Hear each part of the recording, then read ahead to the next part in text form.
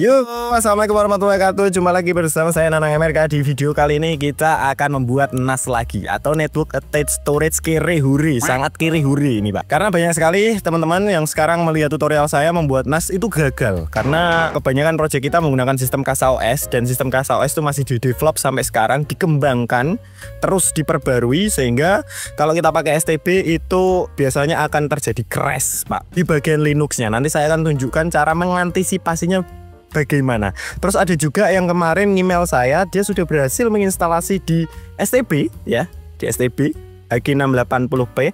Tetapi ketika dia mencoba untuk memontingkan harddisknya atau menambahkan storage harddisk, itu dia tidak bisa termonting. Nah, nanti saya akan tunjukkan tips and triknya seperti apa. Nah, kebetulan di sini sudah ada bahan-bahannya semuanya, teman-teman. Tentu saja board yang akan kita pakai adalah STB HG680P yang sudah siap di boot sebagai Linux Ambient ya, atau OpenWR itu juga bisa sebenarnya. Nanti kita boot lewat SD card ya, teman-teman. Dan di sini nanti kita akan siksa si STB HG680P ini. Kita akan siksa, the real menyiksa STB. Nanti kayak saya akan gunakan storage yang gede-gede, harddisk 3,5 in, Pak. Harddisk 3,5 in dengan storage 4 TB. Baik, dan kita nggak cuman satu, kita akan pakai dua. Yang satu 2 TB.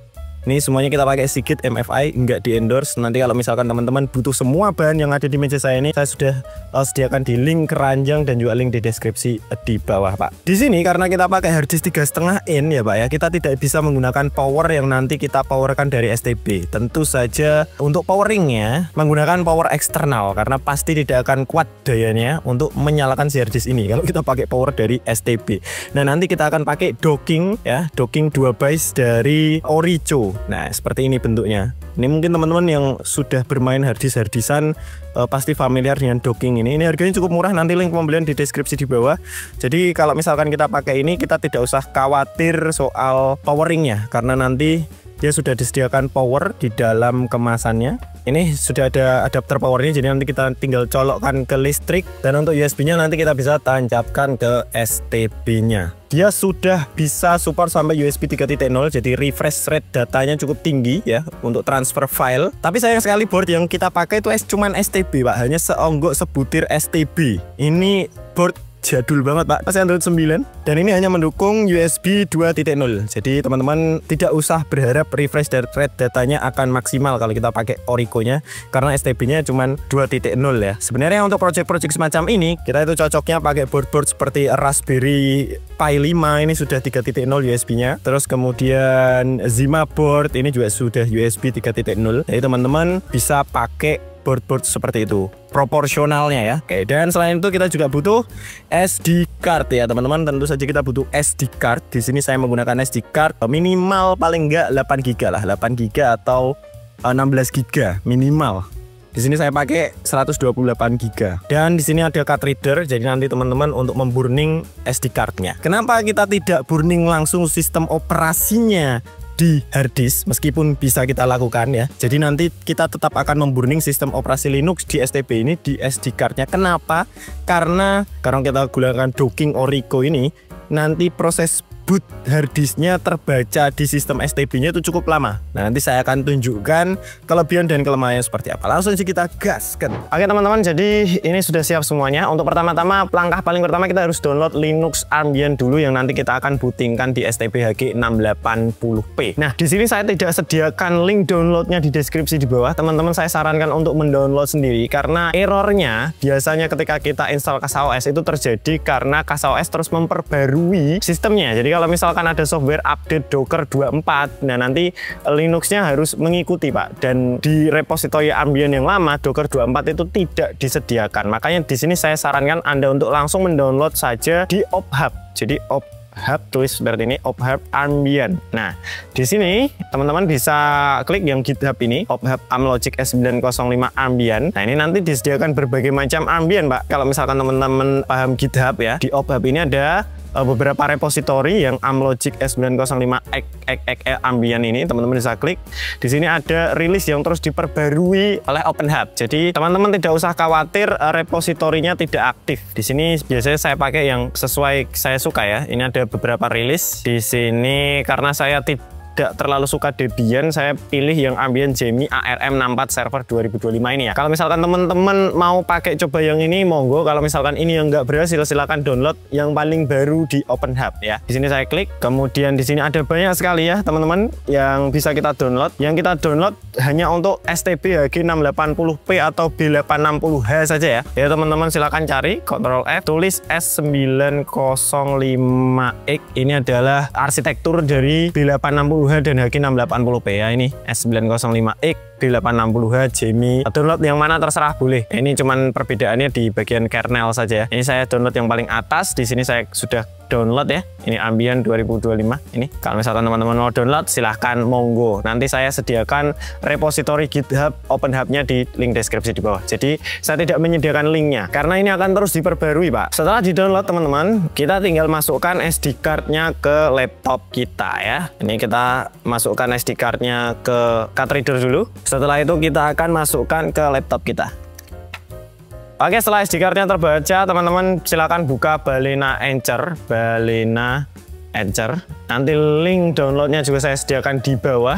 Balena Etcher ini berfungsi untuk memburning sistem operasi Ambient yang sudah kita download, teman-teman. Ini ya, Ambient yang kita download, ini masih dalam bentuk zip. Teman-teman nanti kita akan langsung burning ke SD card-nya. Jadi kita tinggal flash from file di Balena Etcher. Kita pilih di mana kita meletakkan file Ambient-nya. Di sini ya, kita klik open, kemudian kita tunggu. Oke, setelah masuk Ambient-nya, teman-teman tinggal select target. Select target ini adalah kita mau burning sistem operasinya di mana, di SD card kita ya. Di sini saya menggunakan SD card dengan kapasitas 125 GB. Kita pilih saja, kita select, kemudian kita flash. Oke, kita tunggu sampai proses burningnya selesai, baru nanti kita tancapkan di STB HG680p-nya ya. Oke teman-teman, ini sudah flash komplit ya. Ini kita close saja Balena Etcher-nya dan kemudian kita bisa cabut untuk SD card-nya. Nah ini saya cabut SD card-nya, kemudian kita masukkan ke STB HG680p-nya. Ini saya masukkan SD card-nya. Oke, sudah saya masukkan. Nah, sebelum kita nyalakan dan kita masukkan ke topologi network kita, ini kita akan atur dulu untuk harddisknya ya teman-teman. Jadi ini harddisknya semuanya baru. Nah, kalau misalkan harddisk baru, kalau misal kita boot langsung ke STB ya, itu akan riskan Pak. Jadi riskan tidak terbaca, partisinya tidak didukung begitu. Nah, kita harus partisi terlebih dahulu supaya nanti langsung terbaca ke sistem Linux-nya begitu Pak. Jadi kita bisa langsung mounting. Nah, ini sudah saya setup dan harddisknya sudah menyala. Powernya juga sudah saya nyalakan. Ini untuk USB dari docking Orico-nya. Saya akan masukkan ke laptop saya, Pak. Oke, dan untuk melakukan partisi di sini saya menggunakan software saja ya supaya mudah. Teman-teman silahkan download software namanya Minito Partition Wizard. Ini nanti saya sediakan di link deskripsi di bawah. Ini untuk Windows ya. Minito Partition Wizard ini biasanya yang selalu wajib ada di laptop saya sih karena saya tukang oprek. Nah, ini terbaca. Ada 2 disk ya, teman-teman yang terbaca. Ada disk 2 dan disk 3, ada yang 4 tera, ada yang 2 tera ya. Ini sesuai dengan harddisk saya yang saya tunjukkan tadi, ada 4 tera dan juga 2 tera. Nah, ini statusnya masih unlocated semua. Nah, kalau misalkan kita masukkan ke Linux, apalagi Linux kita tidak mempunyai graphical user interface, akan sulit bagi Anda pemula untuk mempartisi 2 harddisk ini begitu ya. Nah, karena ini storage-nya 4 tera ya teman-teman, jadi untuk supaya nanti bisa terbaca semuanya utuh sebagai 4 tera, saya akan convert dulu MBR menjadi GPT. Ini juga saya convert dulu MBR menjadi GPT ya teman-teman. Kemudian di sini di bagian unlocated ini saya klik kanan, kemudian saya create partisinya dan saya oke seperti ini. Kemudian ini bagian 2 teranya juga saya unlocatednya saya create, saya membuat partisi baru di sini saya oke. Oke ya, kemudian kita apply. Yes, tunggu sampai prosesnya selesai, dia akan mengkonvert dari MBR menjadi GPT dan membuat partisi NTFS baru supaya nanti harddisknya bisa terbaca di sistem kita sebagai storage begitu. Dan nanti ketika terpasang di STB, dia akan langsung terbaca harddisknya dan tinggal kita mounting. Nah, ini sudah successful. Teman-teman bisa lihat bahwa ini sudah NTFS ya teman-teman, terbaca sebagai disk F dan juga disk G. Kalau misalkan kita close Minito Partition Wizard-nya, di sini kita lihat akan ada disk F dan juga disk G ya, F dan juga G. Ini seperti lazimnya storage pada umumnya. Kalau misalkan saya properties, nah ini 4 tera dan juga yang ini 2 tera ya. Sudah terbaca sempurna dan sekarang kita tinggal masukkan ke STB HG680p-nya ya teman-teman. Jadi ini teman-teman, untuk bagian USB-nya dari Orico ini kita masukkan ke STB HG680p-nya. Mau USB 1, USB 2 terserah. Oke. Kemudian untuk STB-nya ya teman-teman, di sini saya akan masukkan. Jadi dari tadi ini teman-teman, laptop saya ini terhubung langsung via LAN, via kabel Ethernet masuk ke router ISP saya, dan ini nanti untuk STB G680P-nya ini juga nanti saya akan hubungkan ke router ISP kita. Dan nanti kalau kita punya HP tersambung ke Wi-Fi-nya akan bisa langsung tersambung ke NAS storage kita. Nah ini saya sudah masukkan ke USB 2-nya. Saya akan masukkan kabel Ethernet-nya ke router provider kita atau router ISP kita ya. Oke teman-teman, di sini STB G680P-nya sudah menyala dan sudah saya sambungkan ke router ISP ya. Sekarang kita tinggal buka router ISP-nya saja. Router ISP saya IP address-nya kebetulan 192.168.1.1 Pak. Kita enter. Nah kita bisa login. Oke, ini sudah login. Kita tinggal lihat perangkat apa saja yang terhubung ke router ISP kita. Di sini di bagian LAN status di DHCP client lisis, teman-teman lihat di sini ada Armbian ya teman-teman. Armbian ini mendapatkan IP 1.5. Kita bisa copy IP address-nya, salin seperti ini. Kita bisa buka putih. Nanti saya sediakan link deskripsi di bawah ya untuk download putihnya. Kita bisa paste langsung di sini. Paste putihnya, kita oke. Nah ini kita tinggal accept. Nah ini ada login S, teman-teman tulis saja ROOT root.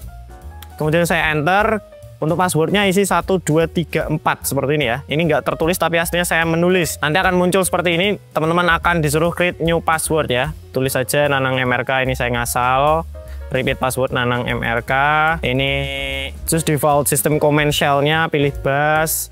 Ini first name-nya Nanang MRK, Nanang MRK, Nanang MRK, enter. Oke, ini sudah selesai ya prosesnya ya teman-teman. Jadi ini dia akan langsung masuk ke root at Armbian seperti ini ya teman-teman. Untuk memastikan bahwa dia benar-benar terkoneksi ke internet dengan baik, teman-teman bisa ketikkan komen ini sudo apt update.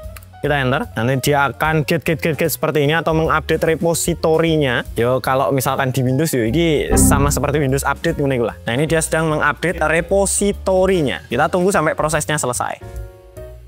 Oke teman-teman, ini sudah selesai ya proses update repositorinya atau sudo apt update tadi ke sintangnya. Dan sekarang kita akan install software NAS yang selalu kita pakai ya. Ini software NAS yang paling mudah sebenarnya. Ini kita pakai Casa OS karena ini masih di develop Pak. Jadinya developernya belum lepas, terus fiturnya baru-baru terus, jadi enak Pak. Nah ini Casa OS, teman-teman tinggal klik saja di sini di Google tadi. Ini adalah AutoScript yang sudah disediakan oleh Zimaspace ya. Teman-teman tinggal klik saja. Nah, AutoScript install ini biasanya kalau langsung kita jalankan di sini, kalau misalkan kita pakai Armbian yang lama bukan dari OpenHub, itu biasanya ada dependensi yang tidak didukung.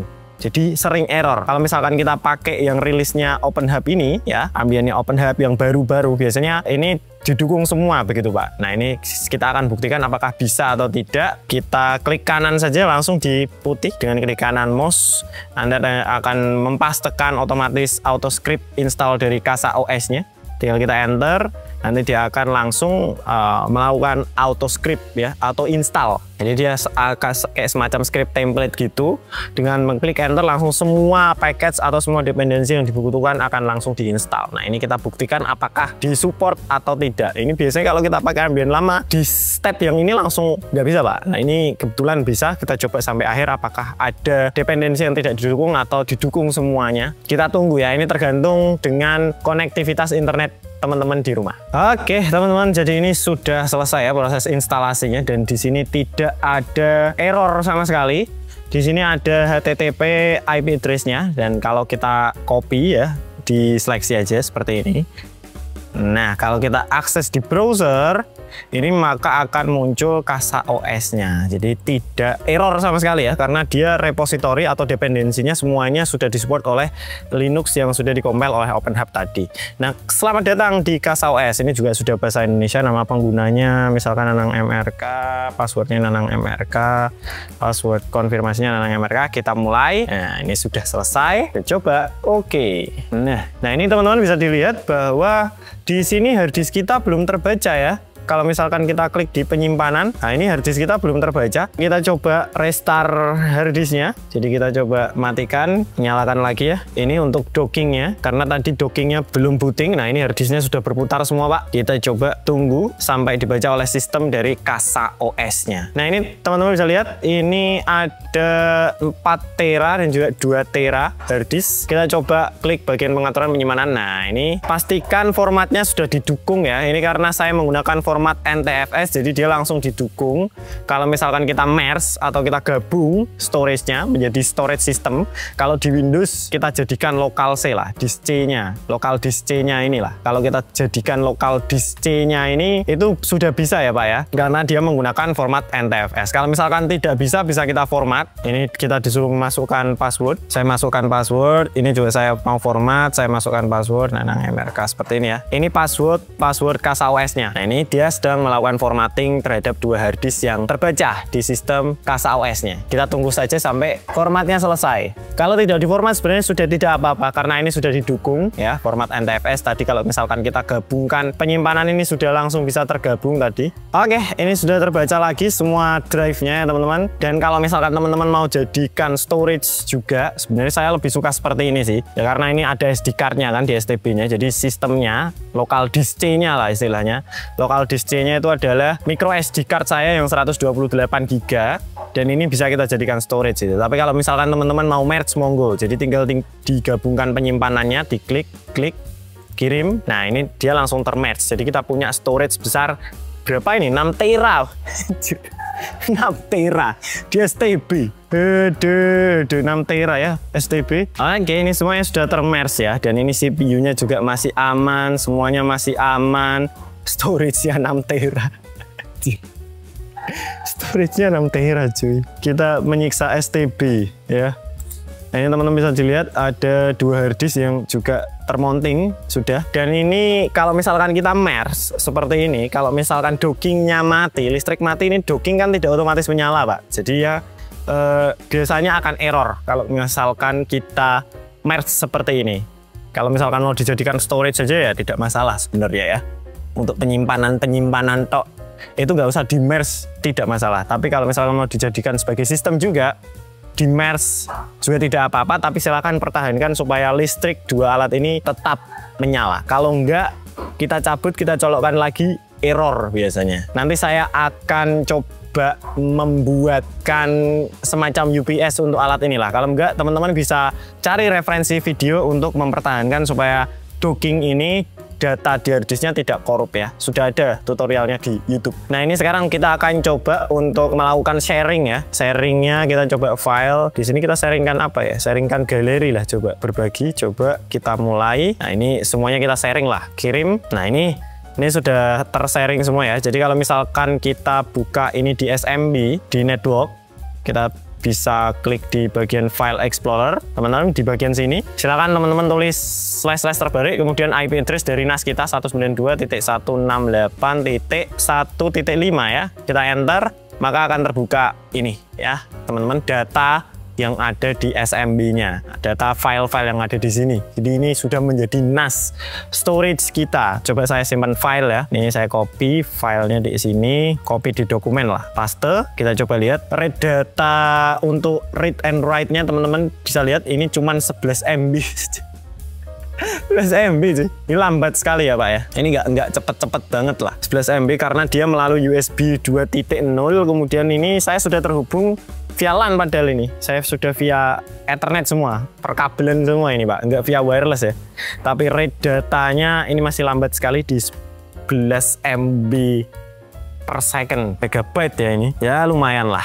Kita coba tunggu. Ngopi file 3 GB lama nepel ya. Berlama-lama kemudian.